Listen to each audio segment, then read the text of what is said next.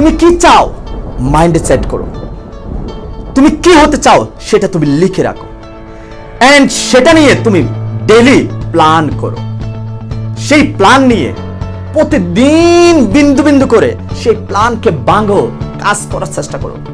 সেই যে বললাম, ডেইলি যদি 1% যদি পরিবর্তনের সিদ্ধান্ত নাও, তুমি নামের ব্যক্তিটা 365% পরিবর্তন হয়ে যাবে আগামী 1 বছর পরে।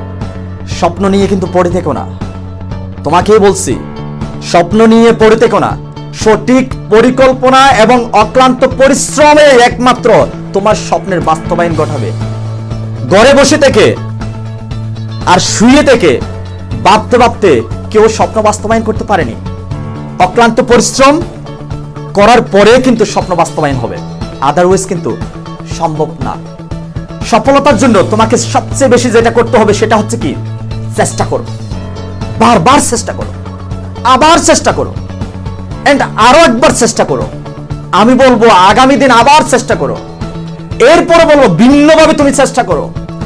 এমন কাউকে তুমি খুঁজে নাও যে কাজটা সম্পূর্ণ করেছে, যে সেই ফিল্ডে সফলতা অর্জন করেছে, এমন কাউকে খুঁজে নাও এবং পরের দিন কাজটা করতে কোথায় সমস্যা হচ্ছে সেটাকে ফাইন্ড আউট করো। আবার এমন ভাবে চেষ্টা করা শুরু করো যতক্ষণ পর্যন্ত তুমি তোমার অ্যাচিভমেন্ট, তোমার গন্তব্যে পৌঁছাতে পারো নাই, ততক্ষণ তুমি লেগে থাকো।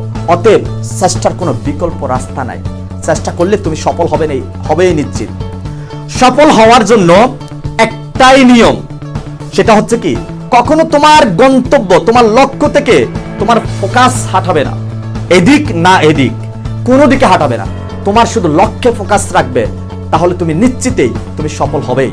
প্রতিদিন একটা জিনিস মনে করবে, you can, if you think you can. Yes, যদি তুমি মনে করো তোমাকে দিয়ে সম্ভব, ইয়েস তোমাকে দিয়ে সম্ভব। আর যদি মনে করো আমি কিভাবে করব, তাহলে ইয়েস তোমাকে দিয়ে সম্ভব না। তুমি কি পৃথিবীর সবচেয়ে ব্যর্থ রূপে রূপান্তরিত হতে চাও, না নাকি সবচেয়ে বেশি সাফল্যের অধিকারী হতে চাও? দুইটা ব্যক্তি কিন্তু তোমার ভিতরে ঘুমিয়ে আছে।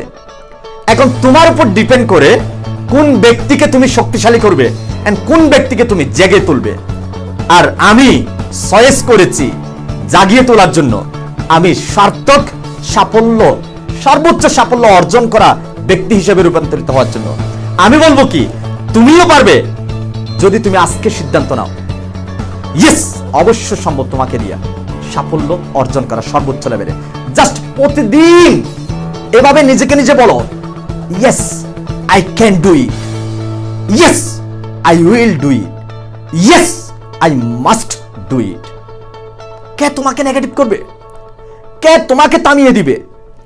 যদি তুমি সফলতা অর্জন করতে চাও, কোথাও তুমি পৌঁছাতে চাও, পৃথিবীর সর্বোচ্চ লেভেলের পাহাড় যদি তোমার সামনে নিয়ে এসে রেখে দেওয়া হয়, তাহলেও কিন্তু তোমাকে থামানো সম্ভব না, ততক্ষণ পর্যন্ত যতক্ষণ না তুমি তোমার পাকে তুমি নিজে থামিয়ে দিবে না, ততক্ষণ তোমাকে কোনো পাহাড় থামাতে পারবে না। অতএব তোমার সফলতা থেকে বঞ্চিত হওয়ার, ব্রেক মারার দায় একমাত্র তুমি। তুমি ব্যর্থতার মালিক হও, সেটাও দায়ী তুমি। তুমি সফলতার মালিক হও, সেটাও দায়ী তুমি। সিদ্ধান্ত তোমার, আজকেই সিদ্ধান্ত নাও। জাস্ট এটাই সবসময় মনে করবে, আমি জিতবই, হয়তো খুব শীঘ্রই না, কিন্তু অবশ্যই আমি জিতব। যেই কাজে হোক, তুমি পড়াশোনা করতেছো, তুমি চাকরি করতেছো, তুমি ব্যবসা করতেছো, প্রতিদিন মনে করে এটা, ইয়েস আমি জিতবই, হয় শীঘ্রই না, হয়তোবা খুব শীঘ্রই না, কিন্তু অবশ্যই আমি জিতবো।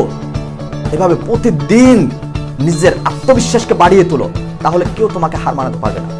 নেক্সট, তুমি যে কাজে থাকবে, যে কাজে লেগে আছো, সে কাজে অবশ্যই সফলতা অর্জন করতে পারবে।